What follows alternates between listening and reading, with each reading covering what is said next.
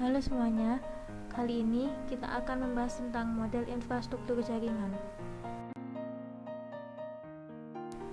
Sebelum kita masuk ke materi, kita akan membahas tentang apa sih jaringan komputer itu.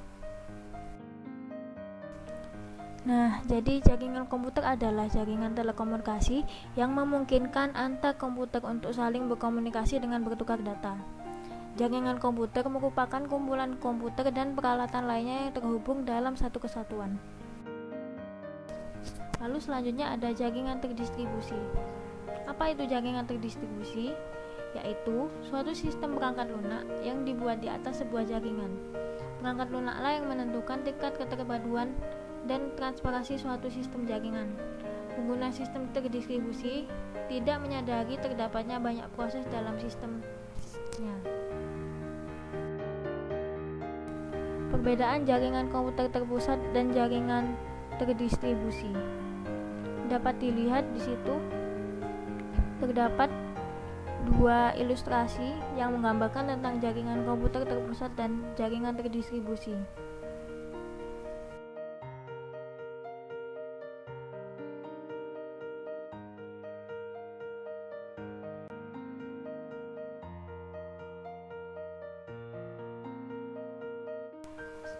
Sekarang kita akan membahas tentang pembagian jaringan berdasarkan cakupan atau jangkauan geografis.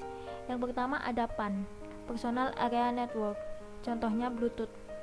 Yang kedua ada LAN atau Local Area Network, yang biasanya kita pahamnya itu sebagai IP komputer tersusun masih dalam satu kelas, contohnya itu lab komputer. Yang ketiga ada MAN atau Metropolitan Area Network. Biasanya jaringan ini adalah jaringan satu kota atau satu wilayah. Yang keempat ada WAN, Wide Area Network, yaitu jaringan yang telah mendunia atau kita bisa katakan sebagai internet. Berikut adalah gambar model dari Personal Area Network, Local Area Network, Metropolitan Area Network, dan Wide Area Network.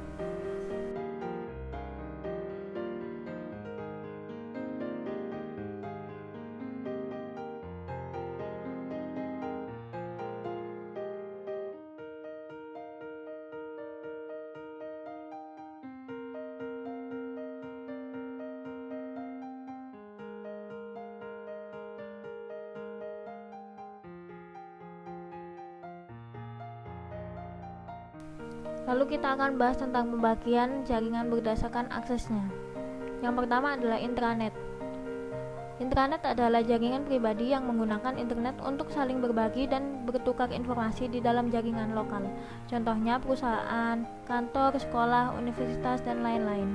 Sedangkan internet, sebuah jaringan yang menghubungkan komputer satu sama lain yang menggunakan standar sistem global TCP atau IP sebagai protokol pertukaran sehingga kita bisa saling berkomunikasi, berinteraksi, dan saling bertukar informasi meski dalam jarak yang jauh.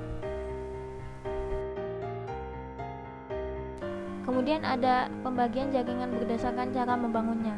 Yang pertama ada ad hoc, yang kedua adalah infrastruktur. Berikut adalah ilustrasi dari ad hoc dan infrastruktur.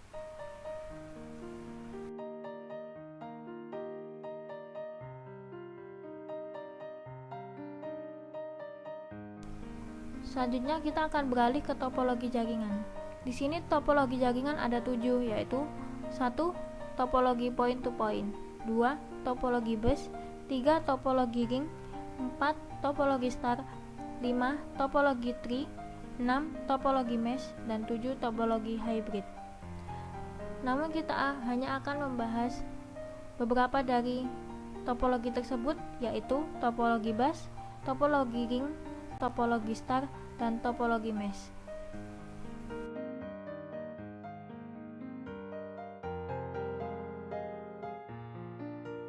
Yang pertama adalah topologi bus. Apa sih kelebihan topologi bus? Kelebihan topologi bus yang pertama adalah layout kabel sederhana sehingga instalasi relatif lebih mudah. Yang kedua, kerusakan satu komputer tidak akan mempengaruhi komunikasi antar klien lainnya. Yang ketiga, hemat kabel sehingga biaya lebih murah.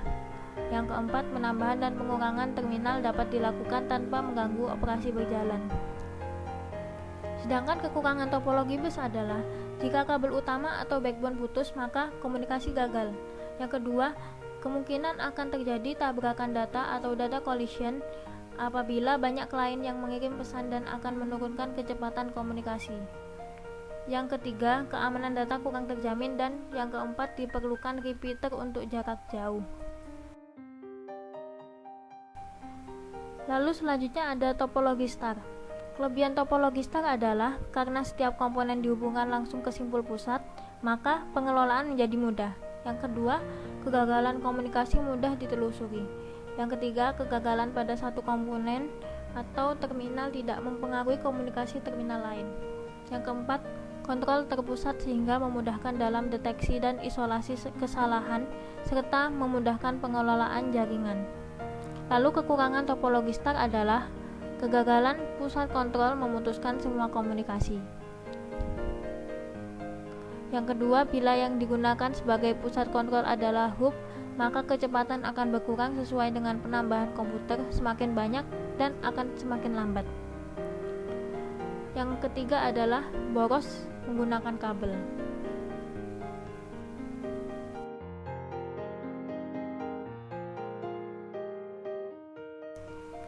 Kemudian ada topologi ring. Kelebihan topologi ring adalah dapat melayani aliran lalu lintas data yang padat. Aliran data mengalir lebih cepat karena dapat melayani data dari kiri atau kanan dari server. Transmisi data yang relatif sederhana, seperti perjalanan paket data dalam satu arah saja. Kekurangannya yaitu kerusakan pada salah satu media pengirim atau terminal dapat melumpuhkan kerja jaringan. Yang kedua, paket data harus melewati setiap komputer antara pengirim dan penerima sehingga menjadi lebih lambat. Lalu pengembangan jaringan menjadi lebih kaku karena penambahan terminal atau node menjadi lebih sulit bila port sudah habis.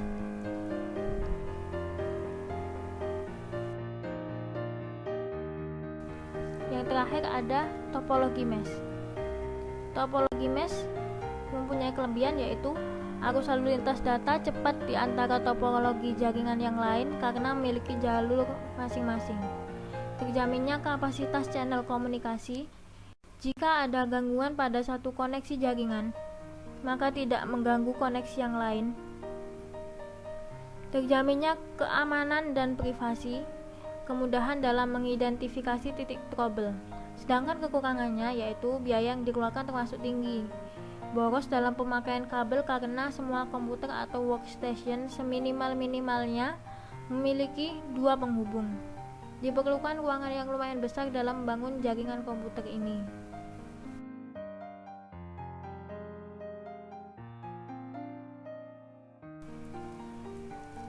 Kita beralih ke pembagian jaringan berdasarkan penggunaan kabel. Yang pertama ada jaringan berkabel atau wired network. Yang kedua ada jaringan nirkabel atau wireless network. Bisa dilihat pada gambar di samping. Jaringan berkabel atau wired network memiliki kabel untuk menyambungkan antar device. Sedangkan wireless network bisa disambungkan tanpa adanya kabel.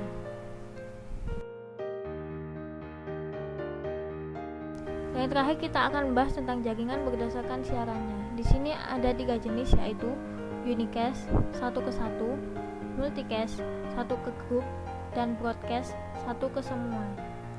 Di bawah itu ada ilustrasi yang menjelaskan tentang unicast, multicast, dan broadcast.